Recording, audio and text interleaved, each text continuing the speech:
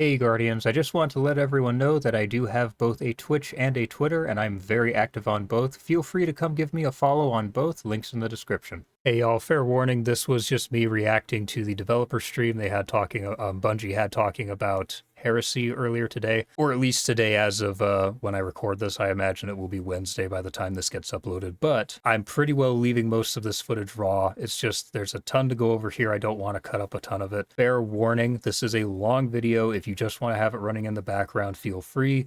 My reactions are pretty slow at the start, but when they start getting into abilities and weapons, I start talking a lot more, so if you want to skip ahead, feel free to. And then at the end of the video, I do talk about, some of my thoughts and concerns and everything with Heresy and some of the PvP changes and all that. So we're going to get right into it. During that final discussion, I'll have some gameplay rolling in the background, but for the most part, it's just going to be the actual stream. But anyway, let's jump into it. Okay, y'all, so we have the developer Heresy stream pulled up. I'm just going to react to this pretty well raw. I'll cut it down a little bit if I can.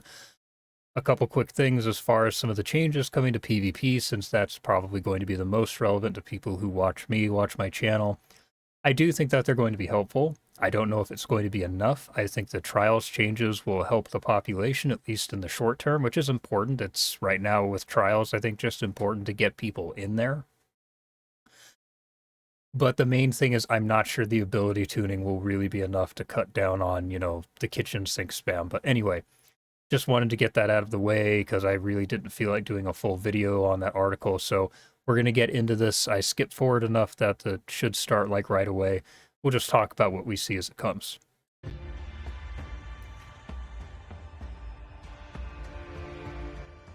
going to turn that down just a little.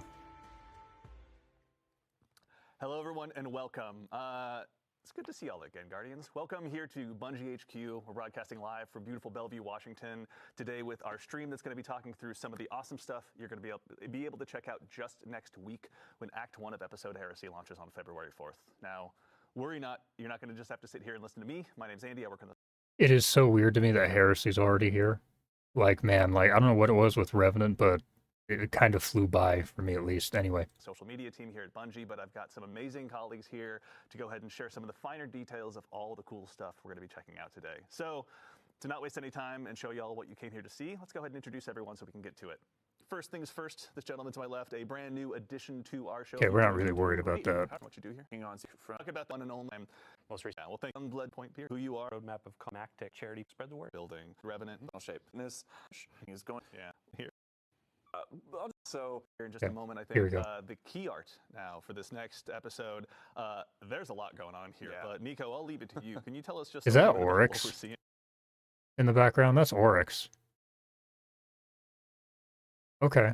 I guess Oryx is the new Taniks.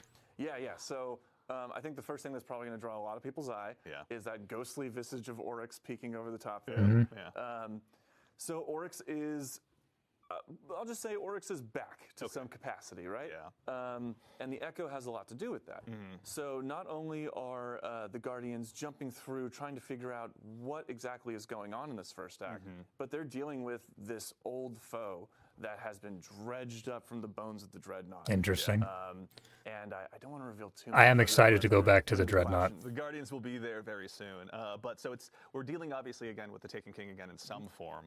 So we have some old foes returning. But before we go ahead and move on into gameplay and dive into that, I guess that isn't really surprising. Like a Ghost of the Deep, I guess, kind of opened some questions there with Oryx, and I kind of expected a lot of these episodes to just be tying off loose ends before we move on to whatever the new saga is, so I guess this isn't too surprising. We have some old allies returning as well. Can you tell us about some of the folks we're going to be working with this time around as well? Yeah, so our main cast right now is Eris Morn, which is our resident witch hive Not surprising. expert. A lot of people know her from Season of the Witch, aptly named, or even further back, Season of Arrivals is kind of like the first time that she jumped back into this new sort of saga story arc. So we have Eris Morn. She is, as I said, our resident hive expert. We have the Drifter, her faithful companion, who's following alongside and helping us Also pick not apart surprising. what the Taken are doing here. Yeah. I think I said at some point before that he always has his finger in the weird of the universe. He certainly does. And there's some weird going on here. Excellent. I don't know if And I would have then phrased it like finally, that. We have Deputy Commander Sloan. Right. And Sloan is Sloan is our back, huh? Titan representation here. People will remember her from Season of the Deep or even the Red War. And she has been afflicted with this like Taken corruption that we saw back in Season of the Deep. And she's learned how to sort of hold it back, but also utilize it to make her stronger. Yeah. So she is going to be teaching us some of that. Yeah, that's we're going beyond once again. Yeah. Honestly, it's safe to say. So we've obviously got a whole new cast of friends and enemies to go up against. But really quickly as well, something we were talking about a little bit earlier in the show is the player journey as well. Is something you guys are really excited about this time around. Can you tell us a little bit about how players are going to be experiencing some of these quests? Yeah. So. Okay, so players have been talking a lot about the structure of the player journey and how they'd kind of like to see it shaken up a bit, right? Yeah, it's so been this is gonna be pretty kind stale of, the last one of our while. first steps into trying to make that happen in a more tangible way. Cool. So you will still notice some of those elements of like returning to a vendor or something like that, but you're also going to notice that we're doing a lot more bespoke, spread out delivery for these beats. Cool. You're going to find characters like in the midst of a mission sometimes. Yeah. There's some new tech that I don't want to spoil. I want players to see it in the game. Yeah. But there's some new tech having to do with the way that we would holo project characters in that sort of projection unit that you would find in the helm. Yeah. We're expanding that out so that it's a little bit more versatile, and it is more cognizant of where players want to be and less about like having to return to this one spot and kind of loop through the helm over and over again. Thank you. Well, thank you guys. Obviously, I'm sure our audience of Guardians who have let Dylan know and his compatriots. Okay. Clear Well, what that they're does sound are interesting, happy I to hear that. suppose. So Let me that's go exciting. let me go to the helm. Let me talk to this character. Let me go back to the helm. Let me talk to this character. Is there a holo projector somewhere in there? Yeah, right. Yeah, that's right. All right. Well, really exciting. So as we kind of move into that player journey, we're going to be working on something called the Path of Resolve. Can you tell us just a little bit about what that is before we dive into the gameplay here in just a moment? Yes. So there is an event that happens at the beginning of the episode, which people will see very, very soon after the launch. Yeah. And this sort of kicks off. I'm going to choose my words very carefully here. Redacted. Redacted, yes. This redacted event sort of kicks off Sloane's motivation for teaching us about the Taken power that she has been holding back. Yeah. I bet Asa dies. I bet that's what happens. I bet Asa kicks the bucket. And so that is the path of resolve here. She's going to be teaching us how to fight fire with fire. We're going to be going into the Dreadnought, taking some control of that Taken energy, taking some control of those old Hive magics, and wielding them using our light and using our paracausality, wielding that new power against our enemies. Very nice. All right, we're going to be obviously keeping Sloan very busy. Oh yeah. With that. But speaking of, we actually have our Just a theory, but that resident sounds like local it fire could team be here a in the activity as well. test for like a new Ryan, subclass or something, this maybe. is the Nether. This is the new activity that's going to be arriving with Act 1 of episode Heresy. Can you tell us just a little bit about what this is for starters as we go ahead and kind of dive into it? Yeah, so the Nether is a 3-player activity, and we are back on the Dreadnought's patrol zones. Okay. Exploring the Dreadnought, rooting out the Taken Hive and Dread corruption that are taking place, and Interesting looking weapons. I like the hold inside the designs. Dreadnought itself as we go through these spaces. And the Nether itself is a uniquely different type of activity. We're really trying to baseline some inspiration for this activity was looking at Shattered Realm, the Coil, and of course the Dreadnought's patrol spaces. Of course, we are in the Dreadnought. Yeah. And yeah, So maybe some more just for roguelike starters, what you're type actually doing stuff. inside the Dreadnought is I really hope it's not like, what was it? Whatever the first activity we got in Echoes was, where you're just kind of walking around Nessus doing different things, because that was a slog. That activity was mind-numbingly boring. I hope it's not like that. baseline. The patrol zones are randomized and varied. The encounters inside are varied and randomized as well. So time over time, when you launch into the activity, it's going to be a different starting bubble, different encounters, and different events and objectives for you to Cool engage seeing the with Dreadnought and, again, though. accomplish as you're exploring the Dreadnought itself. Yeah. what kind of like modifiers would you say players are going to go up against in here? Because surely they're not just going to go into the Dreadnought and get a warm welcome necessarily. Yes. Yeah. So the Nether has some very unique modifications to it that we're experimenting with. So first off, players do not regenerate health, and to compensate for that, we are doing something special where we're providing players with plus 300 bonus health baseline. Original HP values and plus 75 shield value. So alongside that, we really want to. That's interesting. Oh wait, that auto rifle is a support frame. Yeah. So the Nether doing something. So it's just that's so disappointing. It's like the best looking auto rifle in the game.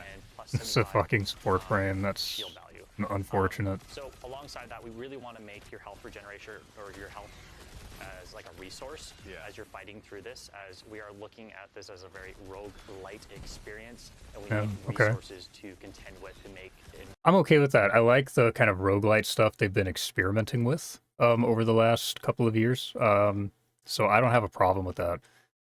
I'm you know, when it's these open zone kind of activities, you know, it kind of takes me back to like what was it? Season of the Haunted and, you know, Echoes and all that. And I hope it's not too reminiscent of those activities because they got repetitive very quickly. Hit that rogue light. Emphasis on light there, of course, because this is still a very uniquely what was that? Rogue light experience, and we need resources to contend with to make and hit that rogue light. That grenade. On light there, of course, because this is still a very unique Destiny experience. New exotic, maybe? Things contributing that as well. So we do have ammo scarcity as well, so players won't be getting as much ammo, but there will be ways and avenues to get health and ammo drops in the activity, as well as boons that will interesting LMG well, so players won't be right there too. Ammo, but there will be ways and avenues to get health and ammo drops in the activity, as well as boons that will like improve your power over time as you engage with the activity. Almost like a sort of idea. Looks like a mini Thunderlord. And building up how strong you are as you're moving through the Nether, that roguelite experience. It's also reflective of so those look like building yourself how strong you are. Finisher's Grants, Shan Grenade. Why is the quality so bad? What the hell? As you're moving through over time as you engage with that's better. That progressive sort of ammo drops in the I want to see those things again. Building up. Yeah, so these are like those buffs you could pick up in deep dives, I guess. How strong you are as you're moving through the Nether, that roguelite. If y'all remember in deep dives, you could pick up different buffs. Of that narrative of like building yourself up, pushing deeper into the Dreadnought. The Dreadnought is resisting you. It's trying to make sure you can't like move towards the Echo and figure out what's going on. And this is you finding ways to like pierce the veil and move beyond their barrier. New foes and new challenges obviously warrant new strategies along the way as well. Absolutely. Okay. You're saying like ammo and health is kind of like a resource, so you're not seeing it drop off of enemies and stuff like that, but there are things that you can find like a resource and collect and all that. Yeah, so we have destination materials. We have urns. What the hell? Is that the new like? There are things that you can find, okay, that's like the new arc thing for Warlock, I guess. That's cool. It's like a sentry gun. We have urns and pots kind of placed around everywhere, and also destination chests that players could be can find. annoying in When you break PvP though, these, depending on the range and damage. They'll explode into like a rain of health, ammo, heavy ammo, sometimes boons. So the pots are just like the ones in the coil then. then. Revive tokens here as a resource as well, so you really need to manage. But like there are avenues to get more revive tokens. There is more avenues to get health and ammo. So we really want players to explore the Dreadnought and encourage that exploration by looking for these urns, looking for the chests, and like searching for those boons, because there's multiple avenues and like ways for players to search out and go get them. And I mean that resource scarcity is really going to. All right, so one thing that I am noticing right now, we'll see if it changes, but and this is kind of a problem with. We saw the same thing with Echoes when we have these open world activities. Enemy density doesn't look great, which is kind of a problem. Because that was one of the things that made that Echoes activity. I cannot remember the name of it to save my life. That's how forgettable it was, I guess. But that's one of the things that made it so boring, is there just literally was not enough stuff to kill. So I don't know. We'll keep watching. Maybe it'll get better as we go in, but that is a little concerning. because in a mode like this, it's important to have the more stuff to kill, the better, right? That's kind of one of the reasons the Helldivers formula works so well. You have these huge open maps, but the enemy density is just wild. So we'll keep watching, but that's a little concerning. I can imagine that health is a sight for sore eyes. Absolutely. To that end as well, actually, obviously you mentioned we're back at the Dreadnought, but I can't imagine this is the exact same one. Can you tell us a little bit about how the Dreadnought has changed? Yeah, so since the Echo has hit the Dreadnought, a lot of the spaces have changed and like modified.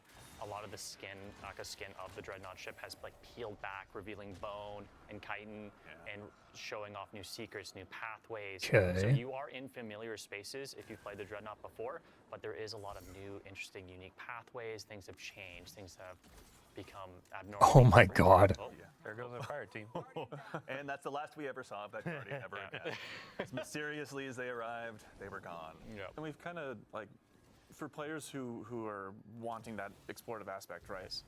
We've kind of like separated out. I like modes the a little Anubis bit. helmet. That's dope. So people can go in and they can explore the Dreadnought, but people who are like looking to just bust through the activity and get loot, they have a different match-made mode, right? Absolutely. So the Nether has currently 3 modes.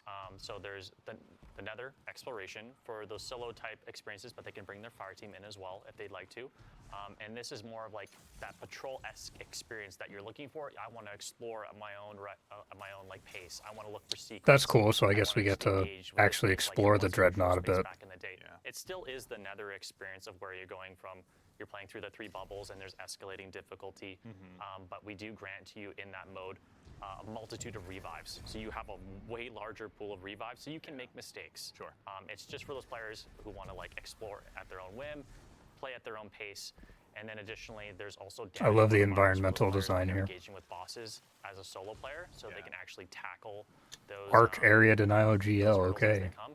And also some modifiers on like how many enemies are spawning, so they don't need to like get swarmed by every single enemy in the world. You can really take in the skybox for a little while and hang out with your buddies. Yeah. And then additionally, if you do get lost, because this is, we didn't want to overclutter the spaces with objectives, because there is a lot of things to do, and there's a lot of different things to do in every single bubble and location that you go to in the Dreadnought. If you do get lost, you just pop open your ghost, and there'll be a bunch of star objective icons that'll like let you know where you should be looking and where you should be going for the next spot.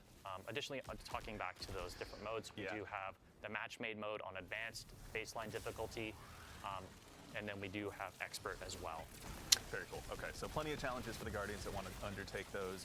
Make sure they're pushing not only themselves, but the opportunity. I love that arc turret. That's going to be Absolutely. great in And on that loot note PvE. as well, every time you complete a bubble, there is a chest checkpoint, so you do get loot checkpoints essentially. And like the average runtime for like a bubble is 8 to 12 minutes, but you do get the most loot by completing the entire activity as a whole. Got it. But there are checkpoints for players who just want to jump in for like 8 to 12 minutes, hit that loot checkpoint, like okay, I'm out for now, or players who want to just like rush through it and get all the loot at every single end of every single bubble checkpoint. Very cool. Okay. All right. And then also, I think, in addition to the modifiers we're talking about, the boon system is one that I heard you mention a little bit earlier. Lots of arc stuff going on. So presumably the artifact is going to be very heavily arc based, which actually makes me happy, since I think arc is one of the more fun subclasses to play in PvE. Kick off the conversation about that. I think we maybe saw the folks in chat that were eagle-eyed that were keeping an eye on the modifiers may have seen something a little bit earlier before. But can you tell us a little bit about the boon system? Yeah, so the boons here are, we have a multitude of boons. We have minor boons, major boons, and corrupted boons. Does that mean that tonics are back? Or is that from, I don't know if that, I hope that's from last season. I really do not want to do the tonic stuff again. Stat increases that are pretty much just increase your power and incrementally stack. They can stack up to 10, and they're just like the typical like increased light damage, increased darkness damage, movement speed on kills. Some are like based on health and regenerate health, and are typical like mobility increases, but like things that'll make you stronger over time and allow you to tackle the. With the limited health, all I'm really hearing here is Devour. And then additionally, we have major boons. Yeah. And then from there, they're like actually more larger gameplay modifiers that actually affect your abilities and your actions. Yeah. And of course now, we do have Eric. That's right. Yes, actually. So anyone at home that may have noticed, our good friend Nico, please give him a shout out in chat and let him know that you love him, has stepped out of the scene for just a moment, and we are now joined by gameplay feature lead Eric Smith. Eric, how's it going, man? It's going well. How are you? So for any, doing well, thank you. Nice hoodie, dude. Nice to say. I'm so taken aback. For anyone that may not have seen you in the Vidocs or anything like that, can you tell us just a little bit about who you are, what you do here at Bungie as a gameplay feature lead? Yeah, sure thing. So I'm Yeah, I don't mean to skip past Mouse this, and keyboard. but Wow. in kind of general sandbox I stuff. think most of us know who he Kind is. of make the controller disappear into your hands while you're playing. Yeah, the many tools we use, your help. You know, the game feel of the game, build Controller. crafting, kind of general sandbox stuff, and kind of make the controller disappear into your hands while you're playing. Oh, okay. The many tools we use, you're helping go ahead and make sure that they're all available for us. For the mouse and keyboard as Yes, well. that's- Those two. I'm just sitting there tapping on an empty desk. That's how my Trials teammates feel. So you know, we're talking about the boon system. You obviously had a big hand in this as well. Rather. Can you tell us a little bit about what this system is for, and maybe about the boons the players are going to have available? Yeah, so there are a bunch of boons available. There are the minor boons that you mentioned, and then there's the major boons. So the major boons are more gameplay affecting, and they. I hate that things auto like, rifle is kind of support. like we saw in the Pale Heart with the Traveler's Blessings, right? Where you pick something up, Okay. and it kind of gives you a new ability. So if it's like Overthrow, then I'm okay with that. Overthrow's a pretty good time. I like Overthrow. So if it's more similar to Overthrow, then I could picture this being a lot more interesting. Since Overthrow, I actually think, again, enemy density could be better. But if it's kind of like the Pale Heart, where there's just always something to do, then I think that can work out. Almost. One of those in the Pale Heart was Solar Slide, where you run and slide, and a solar wave would go out and blow things up. Yeah. In this, we have Solar Slide as well, but we also have Stasis Slide, where you run and you slide, and a big stasis wave comes out and makes crystals and freezes things, and you can blow them up yourself. Okay. And there's stuff that is going to allow you to heal more effectively. There's As long as it's not in looks like PvP, that sounds like fun. reduces damage per piece of episodic armor worn. Oh, cool. It is quite significant boost as well. Yeah. So there's. I don't know why they keep doing the episodic armor like bonuses, given that with armor getting a huge rework like in Frontiers, the whole system, I just don't really see armor grinding being worth it right now. So that's a little bit odd. But anyway. Finally, we have the kind of Kiss Curse boons, as we call them, but they have an official name. What was that? The corrupted boons. And So these, here we go. We're looking for it Oh, now. interesting. yeah, so these corrupted boons So a buff and a debuff. Oh, what the hell? The gameplay feature lead. are run through, but Too, where it's like every time you're off. Kind of like. and there's some ritual loop stuff too. So these corrupted boons are on. Yeah, so a buff and a debuff. That's kind of interesting. Okay. That could be kind of fun to maybe build craft around, I offered guess. At the same time as major boons, as players can only obtain 5 to 6 major boons / corrupted boons per run through. Those are granted to players once randomly at one of the 3 encounters inside of the bubble, and then again at the end of the bubble once they complete it. And there's some ritual loop stuff too that will allow them to get another one at the start of a bubble or the start of a run through. But these Kiss Curse or corrupted boons, as we call them, essentially give you a great bonus or increase to a specific thing at the cost of a major negative. So I always wondered why we couldn't shoot those things. Like why they didn't just explode every time you shot one. for example here that I'm really fond of is Glass Cannon, which increases all damage massively, while also increasing all the damage you take. Yeah. Interesting, Also, okay. That's the dev name internally, isn't it? Yeah, that's the okay, dev name. So if you don't find one specifically named Glass Cannon, we are obviously, we hang out in our own Word docs and Excel sheets quite a bit. Yeah. So. Yeah, that's true. And that one is interesting. It's an interesting choice that you can make since the kind of like the risk to reward ratio. I mean, I love Because glass you cannon have, type stuff. non-regenerating health in here. You really have to come at each encounter with that kind of mindset of health as a resource. It is.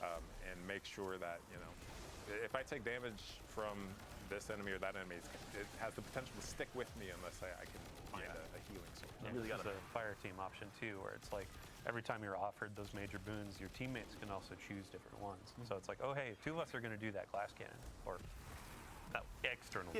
And then another person is going to do, oh hey, every time I do a finisher, things are volatile around me and I get my grenade back. So I can spam more of those, keep you a bit safer when you get swarmed by things. So and it's also good to know in the health regeneration. Some pretty aspect, interesting the gameplay inside build also crafting has going on tuned here. A lot of the That sounds like abilities fun. and weapons that do heal players, so they're not extremely overpowered. So there's been a wide tuning pass on all of this entirely. So you're gonna see when you're trying to heal up your teammate with one of our new support auto rifles. It's gonna take some time, but it does work and it is very efficient and very helpful, especially the abilities. So you're definitely gonna want to spec into healing builds. Oh, man, I have to just give a shout out to the team on like Season of the Deep. We were going deep into the oceans of Titan, and now it feels like we're going deep into space, and like the pressure you can feel it, tentacles taking energy. Like they knocked it out of the park with the vibe here. I'm feeling a little claustrophobic, but also like, just getting feel it. pulled deeper into the labyrinth, right? Yeah, absolutely. So, you know, in addition to, there's obviously modifiers you're going to be facing as a Guardian. This is a very cool arena. Available to you, but this episode as well is going to bring with it a bevy of new gear between both armor and weapons. Now, obviously, for the Key Knight Guardians, he's using who are watching, geomags. there's obviously some seasonal armor, pardon me, some episodic armor sets that we have here that you can go ahead and check out. I think that's firsthand, geomags but, at least. I think kind of in the spirit of this activity and build crafting, let's talk about some of the weapons, actually. There's one here on screen, obviously. This is our new support frame auto rifle. Given that health is such a precious resource in this activity, Eric, can you tell us a little bit about this one? Yeah, so this is adamantite. Depending on how difficult this is, I feel like Warlock could really be the play here. Just because Warlock is such a strong support class. You know, you can have healing grenades, healing rifts. Couple that with like one of the support auto rifles or Lumina or something. So this season was definitely a Titan season, but depending on how this activity plays out, I may end up spending most of the time in here on a Warlock. Our new Strand support auto, and it has some really unique features. One of those is that when I heal enemies, so these support autos, there's 2 of them in the game now. When I hip fire at an ally, it will send out kind of healing rounds at them, right? And then if I need to, you know, shoot an enemy right next to that that ally, I can just ADS and go full offense, right? But the healing from this, because you're shooting out strand rounds, if you heal an ally repeatedly, Look at all the super energy he's getting. I wonder if that's one of the boons or if it's something with the what's it called? The artifact, maybe. The healing from this, because you're shooting out strand rounds, if you heal an ally repeatedly, it'll actually cause them to sprout little unravel seeds, which kind of turns them into this like short-term, you know, strand turret. Throw your friend as a grenade into the fight. Right? Cover him in Telesto bow. That's cool. And, Okay. It's like, oh hey, I'm healing you and making. I still wish it wasn't a support auto for PvP reasons mostly, but that's cool. And that's why I'm so excited about this activity, because like, you know, we've kind of introduced all these kind of healing things, but in a lot of the game, like I can just hide behind a box and heal, right? And here you can see our health isn't regenerating. So we need to really think about, you know, maybe there is a dedicated healer on your team. Maybe there's multiple allies using healing rounds, right? It's not heal. I mean, I guess it's just because of the larger health and shield pool. It's not healing very much, though, is it? Fire team, whatever you've got. So this one's obviously going to be a ton of fun, but that is far from the only weapon that's being added around. As far as the episodic weapons, are there any others in particular you want to call out? There are. I do actually want to talk about this one with one more thing. Oh, so please. This weapon can roll Slice and Tear, which are 2 perks that sever enemies. And it's not often we get a primary interesting legendary weapon that can debuff in multiple ways. And that's multiple perks to Adept. Adept seasonal weapons? With extra perks too, huh? Very interesting. This season, which we'll talk about a little bit later. But, we'll get there. So there's Adamantite, which is a really solid weapon. And then let's look at Psychopomp. So Psychopomp is our new area denial. Okay, hold on. Such a good So name. I saw some of these things on like Twitter earlier. And then let's look at Psychopomp. So Psychopomp is So some people were pointing out that's the Last Wish fusion, and it has a new icon on it. So I wonder if the Last Wish weapons are getting another rework for some reason. And then look at this. That looks like almost like a, what is it? Something Autumn from the Crucible. I reviewed it. I don't know why I can't remember the name of it, but a pulse rifle, palindrome we know is coming back. I saw this on Twitter. Primary ammo trace rifle. Kind of wild. That's either going to be completely useless or completely broken. I don't really care because either way, for PvE at least, my Cenotaph build has ascended. Anyway.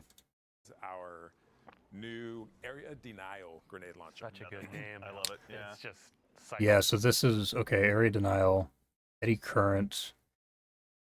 If it has volt shot or attrition orbs or what is it, jolting feedback, actually. I think jolting feedback is much better than volt shot. That could be insanely potent. Yeah. Let's go. So Psychopomp, so these area denial grenade launchers, the fantasy of these things is like a flamethrower, right? We don't have flamethrowers in the game, but this is... We should have flamethrowers in the game. So I imagine I'm using one every time I use this thing. I'm going to now. This thing has a really cool new perk on it that keys into... Final blows grant bolt charge, while amplified final blows grant additional bolt charge. Okay. our new arc keyword bolt charge, which we'll also talk about in a bit. Oh, is that and, the lightning also strikes it works maybe? with amplified as well. So this thing, if you are arc build crafted this season and arc has received a ton of love, this thing is going to absolutely slay out. Yeah, it's one we'll definitely get to see our fire team put it to good use here. But as someone who's been building area denial grenade launchers into my loadout, I can't wait. Honestly, the second I learned this was on the docket, I was so excited. The folks that have been working on these weapons too, like the general look of them, it goes along with what you were saying. Of I was gonna say I love the designs here. Oh my These God, weapons there's, look like, awesome. there's the color. Yeah. Actually, Dylan, while I've got you, also the previous one on adamantite, that one was an adept weapon. Yeah. Okay, they're talking about it. Dandy notebook. There we go. Wait a minute, what else did he have here? Dandy notebook. There we go. Here. Actually, Dylan, while I've got you, also the previous one on adamantite. I want to see what that else he one was has an in the adept weapon. kinetic slot. Yeah. So let me pull. So new fusion, I saw pictures of that submachine gun. Not sure how it works. I do not like the design. I like my guns to look like guns. I know Fatebringer, the Vogue weapons are going to get reworked. I'm sure they'll talk about that at some point. Pull out my handy dandy notebook. There we go. Here's the meme. Screen cap. But yeah, you can notice that for this go of our episodic weapons, you can earn adept weapons, and these are we're considering or calling them our heretical arsenal. Got it. Heresy, heretical. Yeah. Like we're going deep into this. It's not theme. theoretical, it's heretical. Love it. You can see that it has a new or a different treatment to the colors. It's kind of like the holofoils from Into the Light. Okay. Not so much exactly that of, hey, it's an ornament, but like this has the base die. Chinese kind of. Really good. Shout out to the Okay. team. But you can also notice there are multiple perks in each column. There's actually an extra origin trait as well. So I'll be real here. Unless there's I don't know, like I'm gonna be real. I almost feel like I get why the like unique look and everything would appeal to people. But adept weapons with the new mods that we got, like ballistics and all that, to be perfectly honest, adept weapons just almost don't feel worth it anymore. Like trials and whatnot, like people are talking about how, oh, the new system, taking the value out of adepts or whatever. It doesn't matter. Because genuinely, I'm more likely to use ballistics than like adept range or adept stability. Because would I rather have 10 range and 10 stability, or sacrifice 4 range, which is I want on at least on like hand cannons, I think it's like half a meter, and also gain some stability. And 9 times out of 10, I'm probably just gonna go with ballistics. So I think having adept weapons, that's cool, but I don't really care. Because I'm probably not using adept mods, especially in PvE. Adept mods just don't really offer that much. Shout out Taken King, all that kind of stuff from a raid near you. But there's a very interesting ways of earning these weapons. So you're going to be going into these activities, upping that difficulty. You're going to be exploring the Dreadnought and looking for these. As well with the episodic weapons, there are going to be new fragile mods. So they're called fragile because these will be expiring at the close of the episode. Okay. But they're going to give you pretty insane bonuses to your outgoing power. So FOMO time. Okay, interesting enough, I suppose, but again, it's kind of like, I don't really care. just being honest, especially like stuff that doesn't become worth it at the end of a season. I don't care about it. You know, I want stuff that has some longevity to it. So not necessarily the power of the weapon, but the actual like versatility of it. Yeah. One of these, I have the power of resolve. Rapid hits, they create taken seekers. They're really good against champs. Yeah. So that's an example. There are going to be a couple at launch and then more coming with each act. Yeah. But these will be great in Nightfalls. It'll be great in higher content. Champions and shambles. Yeah. And then for when you're going in and earning these weapons, there was a ton of feedback. And we absolutely heard you. We're listening about the tonic system. So there are things with like the user experience. Okay, but I'm pretty sure we already heard crafting is not coming back, but what about focusing? Do we have focusing back at least, or is this just RNG hell all over again? Because, like, I still haven't got my, like, 5 out of 5 Scavenger's Fate. I have popped hundreds of those tonics, right? So if this is just RNG, like, hell, then it's even less reason for me to care about any of it. Was a bit rough of having to go back in, create more tonics, trigger them in the middle of activities because they were running out. Yeah. The team really took that to heart. They want to make sure that there's agency in how you're earning these weapons. So they're going to be making it through the Tome of Want. You can kind of target these weapons. You don't need to go in and do this a ton of times. You can say, hey, I want Okay, to go for this so auto maybe rifle, I like wanna go for this, attunement. grenade launcher, linear fusion rifle, and I really want to be going for that to try to get these heretical versions. Yeah.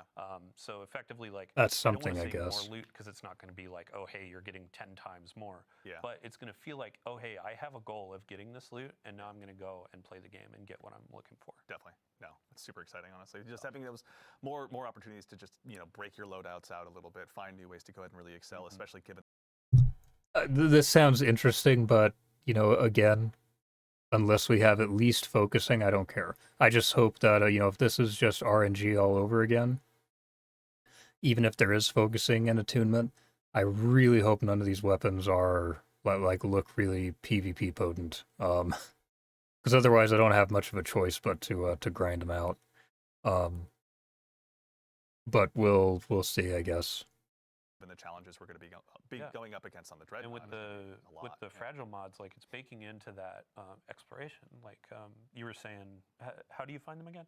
Yeah, so they can be found through secrets and chests found in the Nether. They're spread out. They're hidden pretty well, but I imagine folks will find them over time or through some YouTube videos. But Rick Cack is here. We're going to wait for this time Fallout, obviously. If you could make some guides for us, Oh my we'd God. appreciate it. So Iswerg. Iswerg, obviously, yes. Yeah. One of the best communities out there.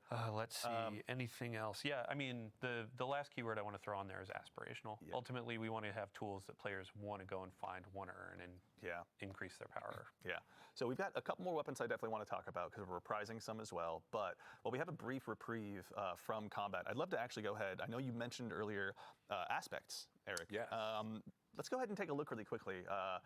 We got our friendly neighborhood warlock here up first. Can you tell us about the new aspects the Guardians are going to have this time? Okay, so it is an aspect. So the warlock has a new aspect called Ionic Sentry. And Ionic Sentry, when you defeat targets with kinetic or arc weapons or arc abilities, you kind of charge this thing that you see in low gauge on your screen, much like Gunpowder Gamble, if you're familiar with that. Absolutely. When that's full, it grants you a bonus grenade that you can then throw out. On impact, it blinds anything nearby and then spawns this like little arc turret, right? That zaps things, chains. Oh man. Yeah. And every time it zaps something, That could be really, really annoying in PvP. I hope it isn't too potent there. Because even like looking at how this works, you can read through that yourself. I hope this isn't a repeat of what was it, Season of Plunder when we got Arc 3.0 and, you know, Titans were just running everyone over in PvP with storm grenades. I hope this isn't like a repeat of that, because that was miserable. It accumulates a stack of bolt charge. Yeah. So bolt charge is our new arc keyword. And what this does is when you have a stack of bolt charge, any damage you do, it's going to give you additional stacks. Okay. Once you hit 10 stacks, your next ability damage is going to create this giant lightning bolt that comes out of nowhere, hits the ground, and just like fries everything nearby, right? What Ionic Sentry can do is not only generate the stacks, but because it is ability damage in itself, it can expend the stacks. Yeah. So you send this thing out and it is doing work. You're throwing a meat grinder at them, basically. Yeah, an arc-flavored meat grinder. Yeah. PvP aside, But also, I am glad they're at least trying to maybe make Arc Warlock a bit more relevant in PvE again, because Arc Warlock has not felt worth using in PvE for such a long time. I mean, for, just general play, like, right now, Prismatic Warlock is so much better. And, in support roles and all that, Solar Warlock is obviously king with Well of Radiance and all that. So, at the very least, hopefully that this makes Arc a bit more interesting inside of PvE. Because right now, I would say for PvE, Arc is one of the weakest classes, if not the weakest. Curious, T-Crash aside. Keyword as well. Like, it's not just going to be for mobs of trash. It's like you can throw this down against the big bosses and obviously have it blind them and do all sorts of stuff. Yeah, this is great against bosses because any healthy targets, it's going to be continually zapping them, granting you those stacks, and then discharging the stacks as well. Yeah. All right. It's like an offensive version of the Stasis Warlock turret too. So interesting. Like, let's say you stack them and you're going into onslaught, so you have your freeze. So does this mean like the new raid meta is for DPS is like 6 Arc Warlocks and 1 Welllock? I mean, it'll be interesting to see how we can cheese this. If it's potent enough, I could see this being really fun inside of PvE. And as well as just completely broken. I need these enemies to leave me alone. Yeah. And you come in and you're like, it's time we're going to boil them, mash them, stick them in a stew, man. They're gone. Sure, but it also, if you are in trouble, kind of like the stasis thing, like let's hit the pause button. The blinding aspect of this, I can just kind of throw it out and smoke bomb and hide, right? If I need to, yeah. All right, so Warlocks obviously have a brand new tool to add to their toolbox, but the other classes do as well. Which one should we show them next? Let's stick with the Arc thing. So let's go to Titan. So Titan, we have Storm's Keep. In this is like a barricade. That new armor is dope. That is dope. So any barricade you drop, it's going to kind of be electrified. And standing behind this electrified is going to passively accumulate bolt charge on you. Yeah.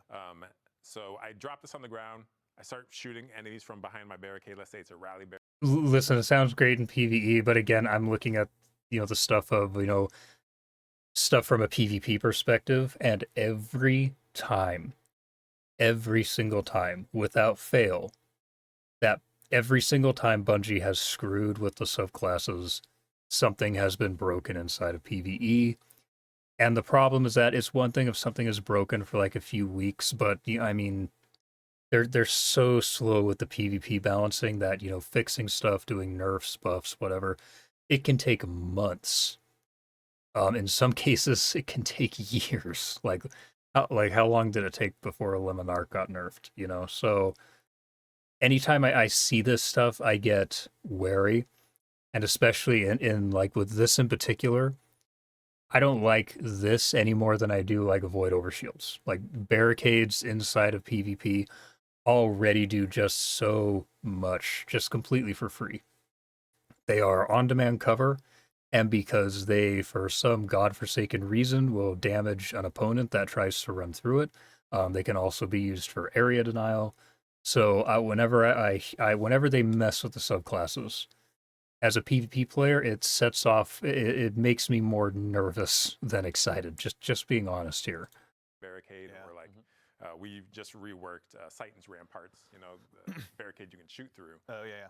And that is going to be kind of building those stacks up and discharging them as I'm firing my weapon. Okay. Like I said, bolt charge is usually only ability damage that discharges it. Yeah. But as long as I'm standing behind Storm's Keep, my weapon damage is going to discharge it as well. So it Oh, kind God. of turns any weapon you want into like a quasi Thunderlord. Not necessarily an arc weapon then in this case. Correct, yeah. Exciting. Okay. Yeah.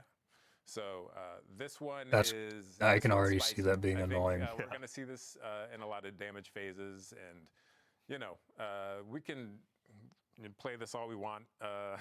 There's a lot of theoreticals we can dive into, right? Yeah, totally. In dev, and then we drop it into the world, and we'll see how we need to tune this thing. Maybe it's up, maybe it's down. Oh, we want man. it to be powerful, and I think it is. Well, There's a we'll lot see of, what like, happens, I players guess. saw this preview in the TWID. I think it was last week, and they immediately noticed the animation for the Titan was changed, right? So when you went down to put down the barricade, it was like this big thunderclap, like, hey, I'm gonna charge everybody up, right? Yeah, and that animation went through a lot of different kind of versions. We put so much love into all of these abilities because it's in the game forever, and we want it to be right. So there were like slams and like raises, and we ended up with a thunderclap, and our animators are godlike. They're absolutely incredible at their jobs. Yeah. But then it's animation. It's like the VFX artists have to time everything to the animation, and then the sound design people have to time it to that, and then they have to put it in players' hands. Yeah, it's a key situations as well. So Oh, hold it on. blows my mind. What does Hunter now get we've got, here? obviously, Void Hunter too. One more for our friendly neighborhood hunters like myself. Yeah. as well. Best for last. This one will be able to get you. Void Hunter is one too I get particularly wary of because Void Hunter in PvP is already very, very strong. Void Hunter is a meta pick. Just even though like the supers aren't necessarily the greatest, especially inside of threes, Invis is so intensely powerful that Void Hunter is a meta pick. I guess we'll see what they have to say about this. Situations as well. So yeah. So Wait, what? A roughly hewn hatchet covered in dirt. Oh shit, I muted. I didn't pause it. I thought this isn't a new throwable, is it? I don't know. It doesn't look like it. Entering invisibility marks nearby combatants as a priority target for you and your team. I hope to God that does not work in PvP. Defeating priority targets creates a weakening cloud of smoke that makes you and allies invisible when passing through it. When priority targets are defeated, you and nearby allies gain increased reload speed and stability for a short duration. Oh my god, and are granted grenade, melee, and class ability energies. Okay, so here's another thing. Abilities are getting another cooldown nerf inside of PvP. For those who may not know, we had a mode for a while called Checkmate, which is occasionally shows up in the rotator, still not very often. In Checkmate, you when it first came out and they were first testing it, it had a 50% ability cooldown penalty, meaning your abilities charged 50% slower than they would normally. I loved that because it brought the focus back into gunplay. And then they downgraded it to 30%, which that change, like that 50% penalty, that was noticeable. It meant that you absolutely had to think about how you were using your abilities. You had to be accurate with them, and it made so many abilities that are just really annoying and frustrating to fight. It made them so much less oppressive purely because you weren't fighting them as often. So you weren't you weren't constantly fighting Titans giving themselves free over shields. You weren't constantly fighting the stasis, whenever you saw a stasis warlock, you weren't as worried that they were just going to freeze you automatically because they have, 4 different ways to freeze you. And even if they blow every single one of them on you, they're all going to be back, within the next, minute or two. So on and so forth. Things like, they downgraded this again to what we have currently, which I believe is like a 15% ability cooldown penalty. I think 20 or 25% in the case of Prismatic, because they did do an additional cooldown nerf to Prismatic. It didn't do anything, but it was something, I guess.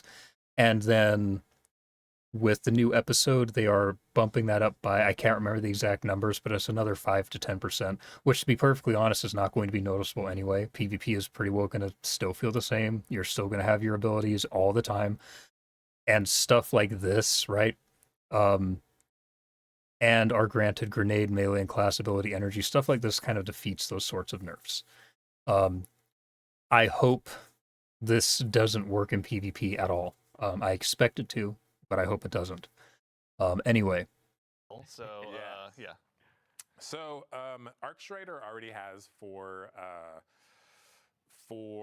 arc aspects, but they needed one in their void slot. So we gave Night Stalker on the prowl. And shout out to the boy Danny Nanny, who is the designer for this one. Yeah. So on the prowl, Night Stalker kind of also become did not a need hit any more person, fragment right? slots. And It you, really didn't. You, whenever you go invisible, like you get a contract. Void to Hunter, kill I should say. Something in the area. Yeah. And that thing is marked, and a little, a target shows up on them for you and your allies. If you successfully complete that contract and whack that jabroni, right? You. Sorry, jabroni. No, excellent use of jabroni. Yeah. Thank you. So That's canon now, everyone. So I whack a jabroni, whack a jabron, and then. This is going to be the first thing I test in PvP, I think. Because I could see this being really, really frustrating to play against. What happens is my entire team gets some energy, right? And this is kind of a callback to Heart of the Pack from the old Night Stalker. It originally was actually a callback where we gave you stats, but then because we're working the stats coming up, like we decided to just give you ability energy, right? Yeah. So ability energy, and then the victim, if successfully executed, explodes into a cloud of smoke, which I can then enter to become invisible again, thereby marking. Oh my god. Kind of This is basically One-Eyed Mask for Hunter. Like, you could combine that with, what is it, Echo of Vigilance? For the overshields on, like, a kill if like, your shields are low or whatever. Okay. I'm trying to stay positive here, but again, PvP player, it's difficult. These like assassinations as I move throughout a strike or something, and my entire team can be advantaged by. Oh, nice! So you can bring your fire team through the same cloud of smoke. Same cloud of smoke. Everyone goes invisible. So yeah, you're kind of sneaking. Spicy, man. It's on the prowl. We're prowling through the activity. You can already see like one of the exotic pairings on the screen too. Those creepy eyes freak me out every time. But Omnioculus, like that's going to benefit the smoke and all that kind of stuff. You can pair with Lorentz Driver. Sorry, Ritz on social media asking for some gameplay today, but we have too much to go through. Yeah. But it's like you're embodying that I'm a bounty hunter fantasy. So your gun can be giving you bounties through Lorentz Driver. You're getting bounties through this. There's going to be a lot of combinations in build crafting. Yeah. So you had mentioned too. I would combine this with Radiant Dance Machines with the buff coming up. Just spam invis dodge. With this and Echo of Vigilance in PvP, assuming it works as it states it does in PvP, this is what I mean by every time Bungie messes with the subclasses, they make something broken. With Radiant Dance Machines, you could potentially just be spamming invis dodge, right? You get a kill, the smoke comes up, you run in, get it, turn invisible again. It's the whole time with Radiant Dance Machines just going invis over and over again. I can already see this being extremely broken and annoying. I don't know. I guess we'll see. But this already worries me. Right? Yeah. Gwizzin, Gwizen. I always call it Gwizzin. Yeah. But Gwizzin Vest got a rework. So when you exit invisibility, it emits a weakening cloud of smoke, and then some super energy perks as well. So nice. There's going to be a lot of strong pairings, and then with the artifact, Void features in the artifact pretty heavily too. You know what? Honestly, you just gave me the best segue I could possibly imagine. We have looked. Obviously, we've begun to scratch I hope the not surface too of some of heavily, the because build Void crafting is opportunities not you're all fun to gonna play have, against. But, obviously, we got a new artifact as well this episode. We've got the Tablet of Ruin, which seemed aptly named. Now, just as a starting point, can you let us know the general theme of this one? Yeah. So the theme of this episode's artifact is kind of subjugation and bending enemies to your will. Yeah. Essentially, as we are going back into the Dreadnought, it was unlikely that the Dread or the Hive were going to come peacefully, so we got to bring the big guns to force their hand. Absolutely. Essentially. Yeah. It's not about us winning. It's about them losing. Yes. Okay. Yeah. So the Tower of Ruin is there to ruin their day, essentially. But Yeah, so I'll call out some highlights of mine from here. If we look at column 5, because column 5, Column 5's a strong one. That's where we got to go right to the chase. We have Void. Which one is it? It's called Void Flux. That's it. Void Flux. So defeating weakened targets with a Void weapon applies volatile to nearby targets. Sorry about and that. Then you pair that Knock with something off my desk. 4, Maligned Harvest, and rapidly applying volatile causes your next instance of Void weapon damage to weaken, which then feeds back into the other one. And it's like, if you And can, here we if go you again. get the- Can we please, for the love of God, can we please disable the artifact in PvP? Please. It doesn't need to be there. this engine Leave it in going, PvE. in a crowded room, it's nasty. Me and my fellow Fighting Lion addicts are going to have a really good time. This one I can already tell. The Fighting Lion subreddit, I want to see some clips. That's And all then I'm saying. I also want to call out Horde Shuttle in Yeah, here. please. So Horde Shuttle, damaging unraveled targets with a weapon, occasionally spawns a Threadling. This is really good for your strand builds, especially against high health targets. Because I unravel them, they stay unraveled. I keep shooting them, they're just popping Threadlings out. Oh boy. Left and right. Nice. And then, because we talked about Arc, Flashover in column 4, when you gain a maximum stat or bolt charge, you also become amplified. Amplified is getting a big kind of buff this this episode as well. To its survivability. So really, Arc in general is it's hot. Oh God. It's gonna be some spicy Arc builds this time around. Rock 'em, shock 'em, baby. Yeah, there you go. That sounds like, obviously, damage resistance. We don't need more damage resistance inside of PvP. We really don't. Oh boy. That's end too. Dylan, can you walk us through some of the stuff in the first column as well? We're gonna have some new champion mods to take out. Yeah, so I mean, like, there's all these really ability-focused items, which is great because there are a bunch of anti-champion. Barrier sidearm, time to Yeah. break out those But rocket let's say, sidearms like, again. hey, we're going in, we're doing a Nightfall. You can see actually there's anti-barrier sidearm for the first time in years. Like, I think that was around for one of the first Grandmaster rotations, and it was like, what sidearm are Right. Dust off the call. Now we have rocket sidearms, we have Forerunner, so you can be like popping the shields, throwing the grenades, that kind of stuff. Anti-barrier sniper, that was a favorite from the past. We just did a big rework on glaives. Anti-barrier the team sniper did a is great job wonderful. on there. So unstoppable there. And then up at the top, you can see machine guns. And Okay, there's something that concerns me. Rework on glaives. I don't like seeing that. Glaives fall under the category of things that I genuinely think PvP would be better. Let me reword that. Glaives fall under the category of things that exist inside of PvP, where PvP would be better off if they did not exist at all.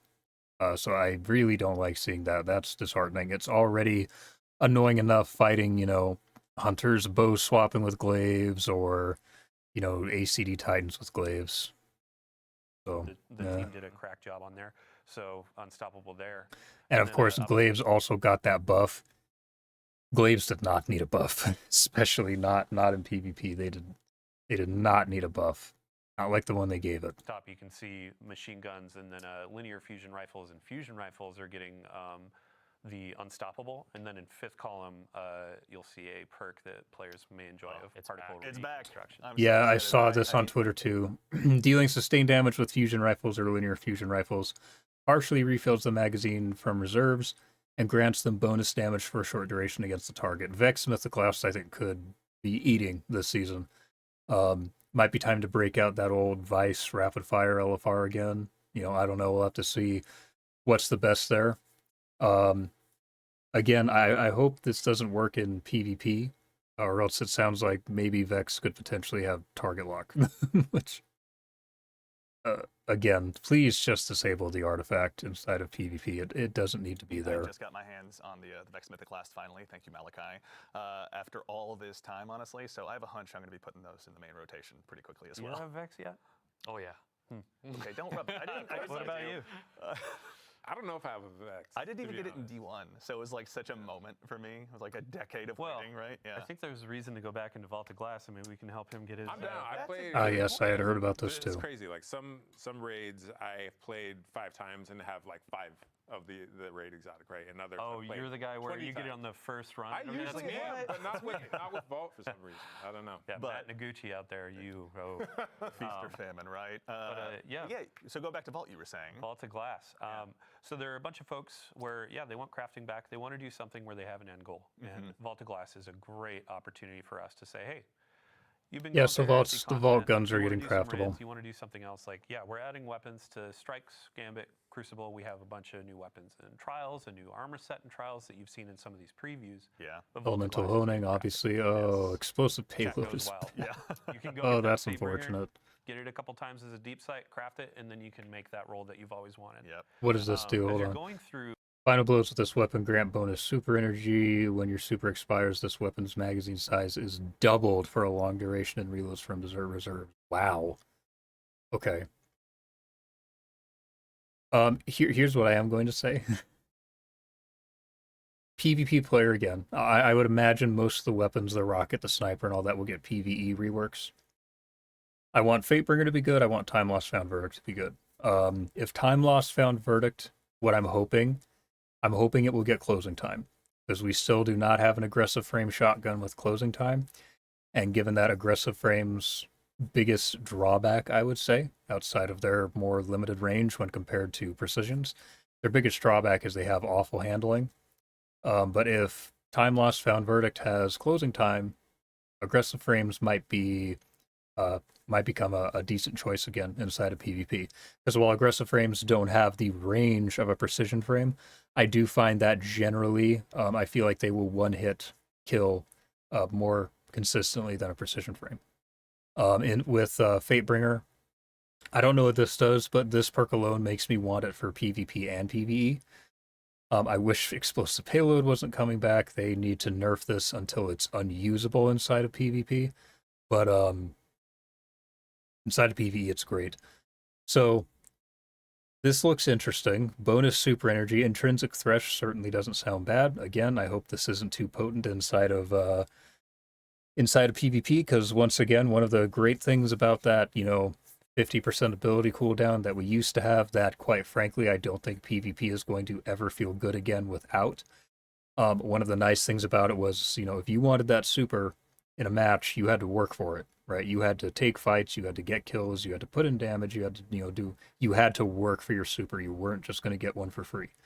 Unless it was like at the end of the match, and by that point, it's too late, but if you wanted a super, you couldn't be lazy about it, which I really appreciated. I have gotten so sick of fighting supers inside of PvP, in particular, Dawnblade and Shadebinder, that I'm at this point, I'm just hoping I get a good slide shot Vorpal Rose, and genuinely, I'm just going to marry myself to that gun, because I am so sick of just how Crucible matches, halfway through start to turn into mayhem. But anyway. Vault, let's say you want to go through and craft like 5 of the weapons that are available, then you can hop into Master with all your spoils, be going for those Adept versions, and those have a chance to drop with multiple or more perks in those columns. We've been doing this for the last few raids with craftable weapons. So Bipod, Vorpal, I can't remember what this does. Overflow is interesting. Is that the same? Yeah. Oh man. Is doubled for a long duration. If the Bipod works with this and Overflow, that could be interesting. I have a feeling maybe Overflow doesn't work with Bipod though, because I would imagine if it did, he would probably have it on. But that's cool. That's cool, I guess. But now it's like, hey, I want my He's in Vengeance. There's a new intrinsic perk. What's the origin trait? Yes. And then, let's say I'm trying to go for a combination. I could get 3 on this, and then I can enhance it, make it this crazy rocket launcher. What I wonder, though, is if I pop a super in PvP and I have the LMG from Vault. Pretty sure Vault has an LMG. It's been a long time since I've run it, obviously. But if I pick up heavy for the LMG and then pop a super, do I then do I then have double the mag size? Again, Yeah.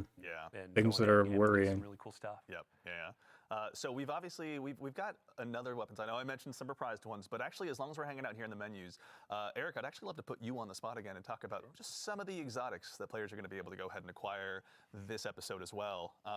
Let's start wherever you'd like to. Which one would you like to kick it off with? Let's look at Barrow Dyad. Barrow Dyad. I was hoping you'd say that. So Barrow Dyad is Is that a gun? Is that a gun? I'm sorry, y'all. I know a lot of people on Twitter, they were really loving this design. I don't like it at all. I know I like my guns to look like guns. Hybrid gun for his our team does not mess around, man. That's so cool. Yeah. So this thing is a strand submachine gun. Hitting 3 different targets generates a large amount of blight. Blighted seekers bore through targets. This weapon generates blight as it deals damage while not firing. Wait, what? Oh, no. I read it incorrectly. This weapon generates blight as it deals damage while not firing. Blight depletes, and the magazine is gradually refilled. Reload the weapon to convert stored blight into blighted seekers. And it is also a monster in combat. Yeah. So this thing, as I deal damage with it, it generates this resource called blight. And next time I reload, whether it's manual or I just run out of my mag, it's going to convert that blight into these strand seekers that next time I can see that being really good in PvE with PKs. Like PKs is actually, if you like SMGs and PvE, PKs is a pretty good choice. Brother. Grim is a paid actor, obviously.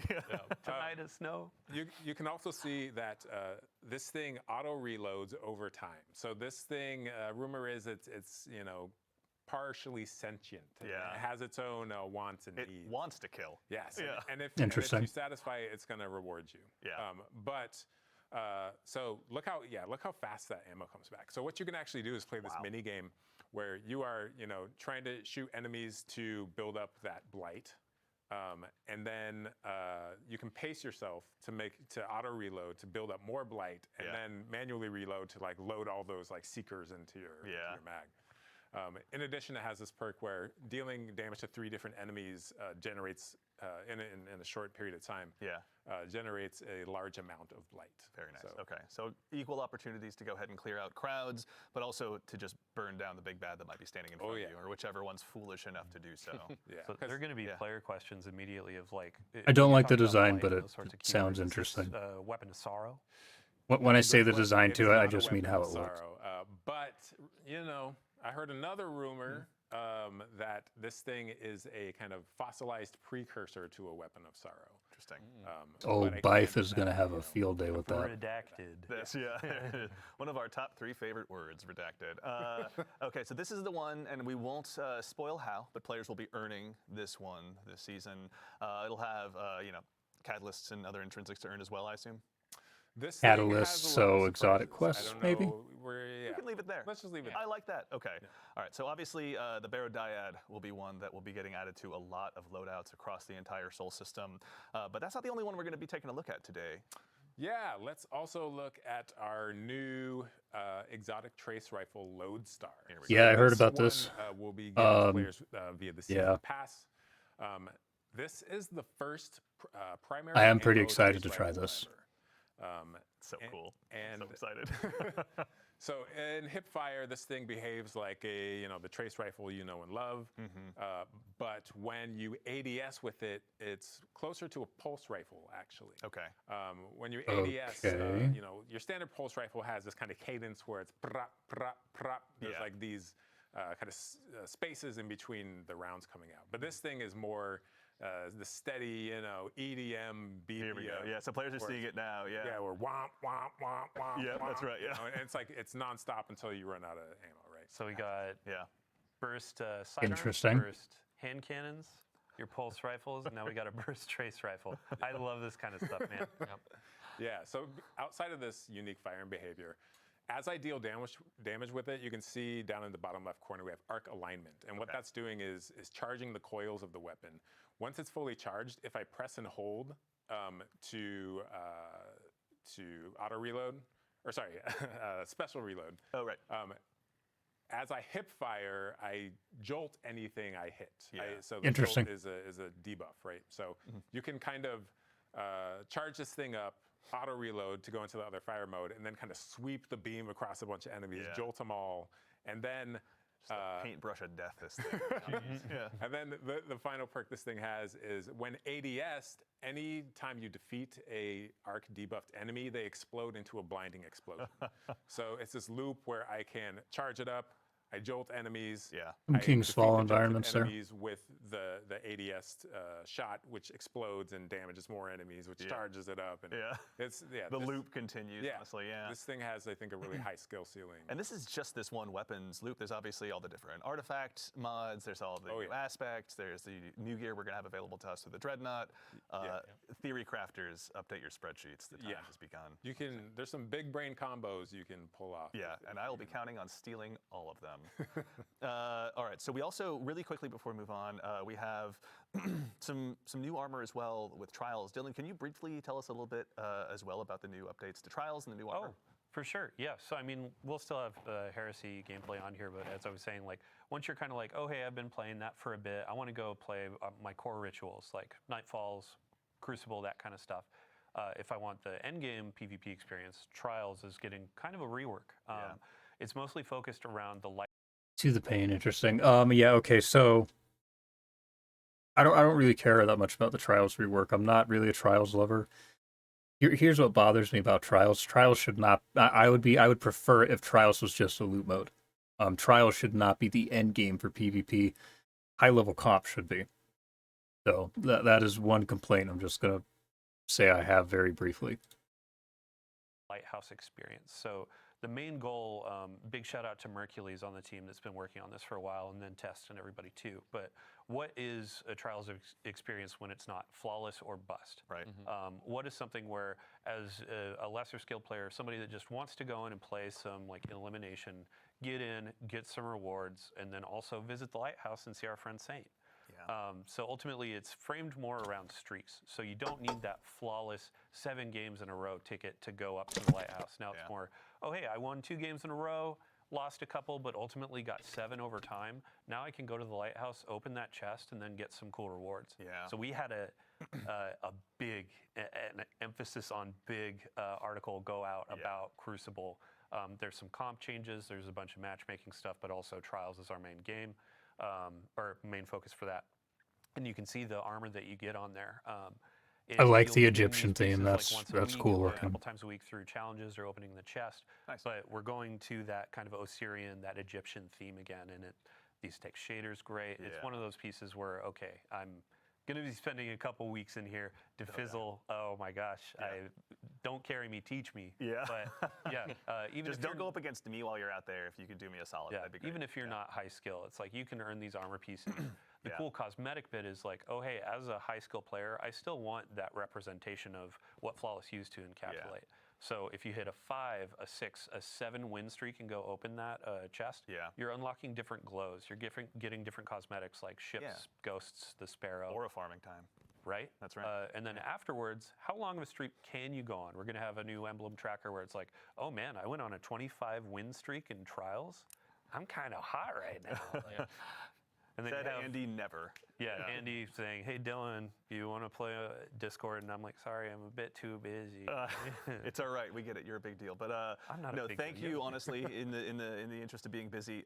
Thank you and yours, obviously, putting together that article. If anyone wants to see all of that in I don't really mind any of that. You know, if nothing else, this means I can, help some of my friends who normally would not, touch not even just Trials, but PvP in general. I can, maybe help them see the Lighthouse for the first time, which could be kind of fun.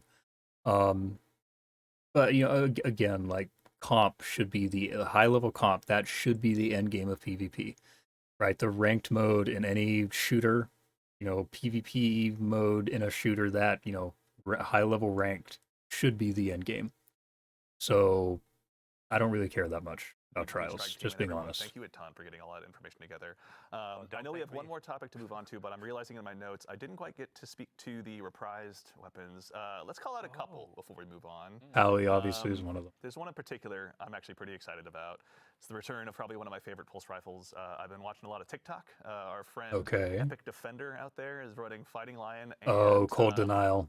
That's why Cold he had Denial. that in his So I've inventory. gone ahead and personally dusted off my Cold Denial, which is now also making a return. So if you don't still have it from Season of Arrivals, now's your chance. I don't Dylan, know. comment on this a little It's gonna take a no enhanceable. It's gonna take a lot for me to pull me off of my Zen Moment Headseeker roll with Cold Denial, but earlier. we'll What's see. your favorite role for this one? Well, so back in the day, I always made sure to have Head Seeker, and it was kind of a niche perk back then. It was Gain bonus handling and mobility when damaging targets with this weapon. That is great for hunters. Holy crap! That might be a very, like a top tier choice for hunters just because of the mobility bonus. That's huge. like, oh, hey, it helps with one-on-ones a bit. Right. But it has been buffed over time. It's been a while since Season of Arrivals, so I'm going to be going for Head Seeker again on this baby. And like, one of the cool things is that all of the reprisals are going to be dropping day one of Act 1. Cool. So you can go and get this. There were a few others that were mentioned. Does that mean I can get Pally day one? That would make me yes, happy. That's right. We can honestly, I can talk about. Or wait, my favorite role or the next weapon? I don't care about your favorite role. Okay. No, fair no, enough. no, You go, know what? go, No, go. no, no. That's fine. You know what? Message received. I'll leave that for my What is your inventory favorite alone. role? Because we debated this. Well, there's. Come on. All right. It's very close. It's Zen Moment Head Seeker. But Yep, there we No, go. that's good. Okay. it's just a two-burst machine. But another one I want to call out, one that's so well beloved by the community that a member or a content creator in our community named themselves after it, Whispering Slab Enjoyer. Whispering Slab is now also getting reprised as well. So there's going to be a lot of opportunities. Oh for you boy, to go just ahead what and we add this one needed, back into your another bow. inventory. Is there going to be any new roles added for this one as well, Dylan? Anything Oh, exciting? yeah. That was all of sarcasm the if you weapon couldn't tell. rolls, they're going to be a bit revamped. There will be some heavy hitters from the past, but also new perks have been introduced over time. Yeah. I mean, for the seasonal weapons too, I believe it was, Morgan Dickens, like working with her to see what are all the different roles, what can we call it on the stream. Yeah. She put a lot of love into those. Big shout out to the rest of the team as well. Like, I wish I could name every single person, but as you said, it takes a village, it takes a city to build a game. Absolutely. So big love for everybody there. We're just the ones sitting up here today. There's obviously a ton of incredible peers of ours here at Bungie that are behind the scenes building all of this every single day. So to our teammates and compatriots at Bungie, we couldn't do it without you. Thank you so much. Are there any weapons you're looking forward to? Ooh, yeah, let's really quickly check. Oh, I'm looking forward to all the new Dreadnought weapons. They look so gorgeous, especially the new support frame. So I'll be rocking that. I'm looking forward to Pally. I know that the perk pool isn't the best, but something like Snap with explosive payload, Snap with LE cap could all still be very good inside of PvP.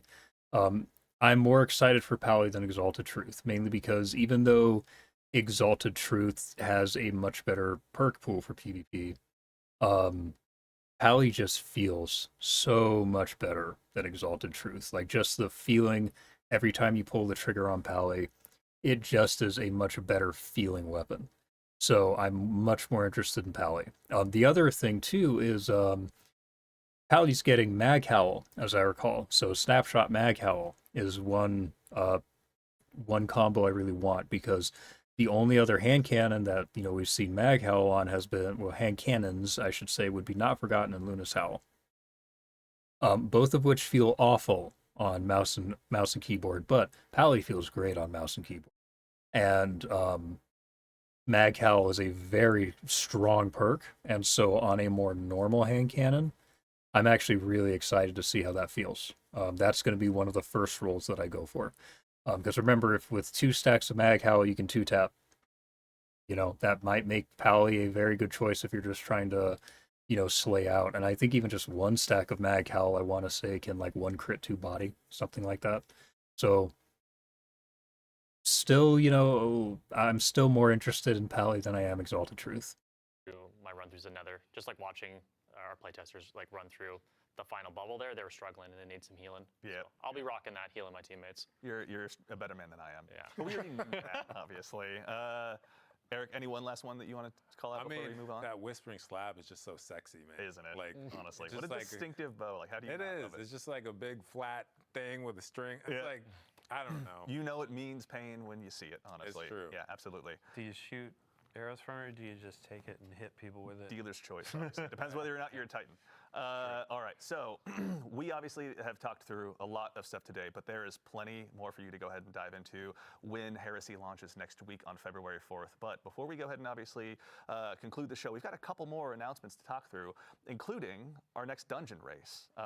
Dylan, this is something you and your compatriots on the community team I'm very told us all curious to about, see what the in weapons in past the blogs and dungeon look stuff, like. But a quick recap for anyone out there. Can you tell us a little bit about That being some of the said, I'm dungeon race? less than excited that it's in a pyramid again. I'm sorry, I don't like the pyramid aesthetic, and it has been worn out. So Sundered Doctrine, that's going to be launching on February 7th at Reset. Okay. We're going to do the contest mode as well. Some people call it a race to the top. Yeah. So with our last dungeon, we had a podium finish where it was the first 3 fire teams are winners for second, third. This time we're going back to that format of a singular fire team will be crowned. They will be that first to cross the finish line. Okay. The really cool thing about this as well is we're kind of mixing up what is the stake, what is the reward. Yeah. Last dungeon we did a really cool hoodie with some personalization. This time around we're doing a trophy. It's going to be Cool. Nice little trophy. It's not not as big as say the raid title belts that you get, Sure. but it's going to be something that's very special, customized, like unique to this experience. Yeah. Big shout out to Joe, to the Raid and Dungeon team, and then also let's see here. Sorry, Henshin Scrap. We're going to be partnering with them to create this trophy, and we'll have a picture of it in a TWID next week, or maybe even later this week. Yeah. But yeah, it's going to be something that represents this dungeon, and it's going to be pretty fun. That's super exciting. So- And also, our friends on the Good Super Products team have been hard at work making sure that all of us that dive in, because I've never done a contest mode in my life, I'm not brave enough. That's There's pretty dope some stuff looking, to go ahead actually. I like for that. the Guardians to go ahead and earn as well. Dylan, can you tell us a little bit about what we're seeing here too? Sure. Yeah. So on the screen, this is going to be earnable just by playing through. We have a new. I love this note sheet, man. Work shirt. So Work shirt. It has a hood, but it's not the hoodies of old. This is going to be a new thing. A work I shirt kind of you like can that. earn. I don't know The why, but wristband I kind of was like a that. pretty big winner for players. They enjoyed earning that last Yeah, go, so definitely. we have that again. And then we also have our Bungie rewards, the title pin. So go I'll tell in, you what do I all do miss though are raid rings. I never got one. Always wanted one, but I do miss the raid rings. challenges, the triumphs. I believe solo as well, which I applaud everybody that does solo dungeons because it's just insane to me. Yeah. But you can earn these this pin to represent how hardcore you are. Yeah. And then we have just general pins and rewards that you can get as well. Very cool. So and this mortals is like out- I can go ahead and get my hands on something as well, right? True. It's like, And then these are outside of like contest mode. So contest mode, you get that unique emblem in game. With normal mode, there will be an emblem, there will be those rewards, weapons, etc. Certainly. But then some things out of game as well. So Awesome. to get into the contest mode, 1995 is the recommended power. Okay. Outside of that, it's like if contest isn't your thing, once that fire team finishes first, then we open up normal mode afterwards. So Cool. Okay, cool. But either way, contests will be available for that first 48 hours. first regardless. 48 hours Cool. too. Awesome. And then if you want to join in with the community and have a watching experience, we have the Dungeon Zone hosted by CB Gray and Evan F. Couple of legends. Yeah, big thank you to them because this is going to be a community-driven kind of like, hey, they're tracking a ton of teams that are vying for that first place. Yeah. They're going to be hopping through that. They'll have some pre-show stuff that's really Oh fun to man, those watch. poor guys. If it's anything like Vespers, oh man, they're gonna be there for a minute. Oh my god, poor dudes. We'll also have Twitch drops. We'll have unique emblems to earn through that. So yeah, tons of folks to watch, and then tons of gameplay to jump into on the 7th. That rules. I can't wait. Excellent. Well, everyone as well, if they need to find this was in a previous TWID as well? Yeah, so we have a previous TWID. We're going to have another TWID just before the 7th to walk through this again. And then we also have like the terms and conditions for the dungeon race and all that. That's on help.bungie.net. So. Excellent. Very cool. All right. Excited. Can't wait to tune in. CB Gray, Evan F. Can't wait to go ahead and see what you got in store for us. But now we have one more item to speak about. As has become tradition in these streams, we've got one more thing to go ahead and show you. Now it's time to take a first look at the newest collaboration that's going to be coming to Destiny 2, and this one. The Star Wars is thing. joining us Okay, from the- I heard about Star this. Wars. Right, Now, Titan Hunter, Warlock. I'm gonna be real with you. I have a feeling all the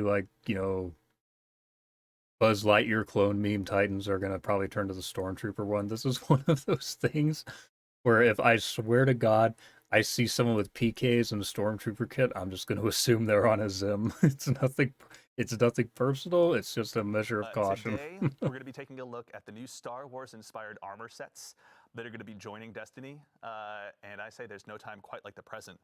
First up, we've got the Covert Ranger set for Hunters. Let's go ahead and take a quick look at Yeah, okay. We don't need to see if this. you've ever seen Lee. Intrinsic first. Maybe some stuff that will. This is the. Unless they're giving me a Star Wars blaster, I don't care that much. Um, I know my fiance is excited because they are a Star Wars super fan. I like Star Wars, but not enough to spend that sort of money.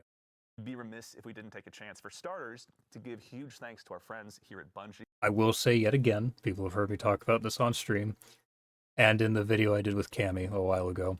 If Bungie wants me to buy an armor set, all they need to do is do a 40K collaboration and give me a set of Space Marine Titan armor, and I will happily turn that cash over. But until then, unless it's like a Lord of the Rings like collab or something, I don't care. That helped put this together, Kelly out on the marketing team, and then our friends over at Lucasfilm Games. It's been incredible. These will be available on Eververse. Can't wait to see what they got for us after this. I mean, they're going to have this. They're going to have new Trials armor, new seasonal or episodic armor. Yeah. They're going to have tons of new Eververse options, but tons of new options you earn in the game. Put it all together, make something dope. Yeah. Yep. Awesome, very exciting. Well, I think, honestly, we've had a huge docket of things to go ahead and go on through, but now we can all collectively exhale and leave a little bit more for the Guardians at home to discover when Heresy launches next week. But that concludes it for our show today. So, okay, is that everything? First, obviously, to share what we've been working with Mitch, to Ash, well, Nico, who is sort of dealing with me, said, get your hands on those exotics and building them all up. That's right. So now we're going to go. Okay, that looks like the end of it all. So what I'll say is the new exotics look interesting. I'm curious to see how they perform. The activity, I have a little bit, I have some concerns with it. I'm hoping it's not like again, that Echoes activity that was so bad I cannot remember the name of it, but just because that one was a slog. It was slow, it was boring, there was not enough enemies, to actually fight half the time, I hope it's not too much like that. I hope the enemy density is better. If the activity's fun, I'll play it. It's pretty well just that simple. Unless either the activity is really good or there's some seasonal weapon that, is really strong inside of PvP, I don't know how long I'll be inside of it. I am excited for some of the PvP changes. I don't think the ability cooldown nerf that we're getting is enough. I don't think it's nearly enough. I think realistically the normal classes need to go back to that 50% cooldown. And I think that with Prismatic it probably needs to be more like 60%, maybe even 70%. The problem is that, to be perfectly honest, PvP has not felt good since we lost that 50% ability cooldown. But we'll see what happens. Maybe if it even tames up the ability spam just a little bit, then I'll take what I can get. As I recall from the article, and I'm not going to pull it up right now, it sounds like maybe Sixes is going back to like CBMM or something like that, which is huge. Be nice to just be able to kind of chill in Sixes again. As far as the comp changes go, listen, I will go in there 3 times a week for my Redrix's S-Stock and my Roses and probably 1 or 2 Deadlocks since it will be focusable. But short of that, I'm not going to be spending that much time inside of comp regardless, even though the new emblem looks sick or whatever. The reality is that, Adept and Ascendant comp right now is nothing but cheaters. And unless something is done to remedy that, then comp is still going to pretty well be a dead playlist, at least at those higher levels. So we'll see what happens there. I've talked about this, sometimes with other streamers and their chats and stuff, but it's, this cheating thing, it's not just Destiny. It's kind of an epidemic inside of, the PvP side of the first-person shooter world. Cheaters are everywhere right now. And quite frankly, the thing that Bungie has been doing where they sue cheat makers, in some cases sue cheaters themselves, unless the industry as a whole starts, doing that, in almost like a cooperative sense and really bringing the hammer down and just, constantly putting, um, suing the crap out of cheat makers and out of cheaters as well, quite frankly, unless that becomes like a concentrated effort among the industry as a whole, it's just going to get worse. So unless something's done about the cheating, then again, I will go in there for my pulse rifle, my roses, my shotguns, and then I'm just not touching comp. I will go right back into sixes. As far as the trials changes go, I'm not a trials lover by any means. I think that a no respawn mode, in with as many flavors of cheese as Destiny has, I just don't think a no respawn mode has any place inside of this game. So I don't care that much about trials. The end game, like I have said before, should be the ranked mode, not trials. Trials should be a loot mode. As far as weapons and all that go, I'm mostly excited for Palindrome and Redrix's S-Stock, the new like BXR frame pulse rifle that will be dropping from comp. I'm excited to pair that with Radiant Dance Machines. That is another buff I'm very excited for. Outside of that, though, unless there's some other weapons that just look really crazy, and personally, fall under the category of stuff that I like to use, which for me is typically, hand cannons, auto rifles, certain archetypes of pulse rifles, shotguns, and maybe one or two others. I don't care that much, to be perfectly honest. A lot of the stuff in here that we are seeing looks good. I am tempering my expectations. And, I kind of expected that episodes would largely just be them, tying off loose ends before we head into the next, whatever the big saga is. What I wasn't expecting was for PvP to take such a massive hit. PvP is in one of the worst places it's ever been, if not the worst. So we'll see what happens. The other thing too is that it sounds like from what they were saying in one, it was either the Twit or the PvP article, the special ammo meter, it seems, is not coming back until Frontiers, which is intensely frustrating because, man, I am so sick of sliding a corner and getting torn in half by a fusion rifle user, or trading someone with a fusion rifle and having them spawn in and having, fusion ammo again immediately. So, again, I'm trying to be cautiously optimistic, but I'm trying not to get overly hyped either. If nothing else, I just hope this brings the sixes population up. Because Iron Banner, this season, the last few Iron Banners have actually been pretty chill for the most part. Granted, the first couple days and the last couple days of Iron Banner are generally really sweaty and pretty miserable, but outside of that, Iron Banner was pretty chill. And with the, like that chill clip sidearm, it was, nice to see the population go up a little bit, as presumably a lot of PvE players decided to jump into Banner for that sidearm. But yeah, I think a lot of these changes look good. The Dreadnought stuff looks interesting. I'm happy that they're kind of leaning more into that roguelite sort of thing. I hope they don't rely on it too much. I hope we, maybe see some other types of things added in the future, especially with Frontiers. And I don't expect this to happen, but if I were to say what my ideal look for Destiny would be in the future, it would be on the PvP side. They lean more into, the first person shooter side, meaning much more restrictive build crafting, a much greater focus on gunplay. And then inside of PvE, maybe lean away from the looter shooter a little bit and more into the MMO side. And I say that because, as I'm sure many of you have seen, I have been uploading a ton recently. I haven't been playing a ton of Destiny recently. I've been playing other games, and one of those games is I jumped back into Guild Wars 2, which I'm sure many of you know is an MMO, pretty traditional style MMO, and it is kind of wild how the PvE in that game and that style of game, just MMOs in general, it is so much more engaging than like 90% of what Destiny has to offer. But anyway, that's the stream. Some pretty interesting stuff coming. Again, I'm trying to not get too hyped up, trying to maintain more realistic expectations. But it looks interesting.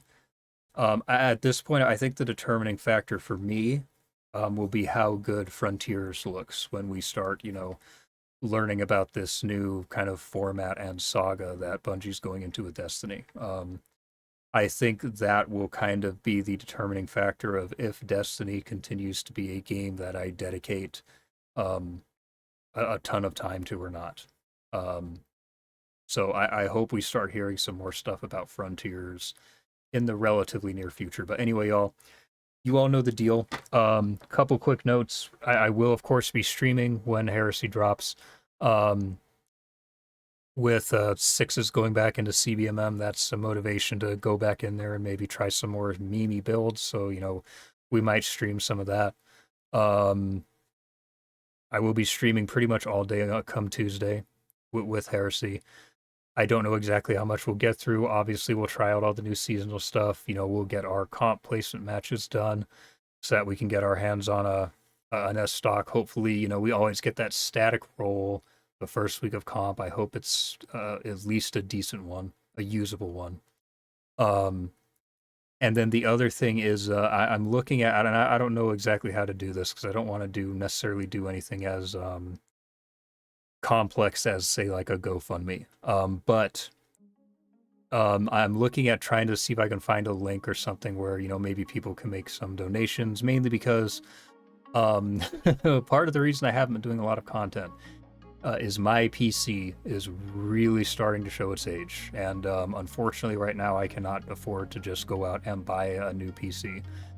And if it wasn't for the whole YouTube thing, I wouldn't care that much. But given that this is something that I want to continue to do, regardless of where Destiny goes, I'm going to be looking into doing something of that sort in the near future. And then also, I will be getting back to hopefully more regular uploads. I just, with PvP where it is and nothing really to do in Destiny, the motivation to play just has not been there. So it has been nice to take a break. I am going to be jumping back into Destiny. But anyway, you all know the drill by this point. If you like this video, give me your thoughts in a comment. Let me know what you think about everything that we saw here. Hit the like button, hit the subscribe button. For now, I will see you all in the next video. Slayer's Fang review out soon. Have a good night, everyone.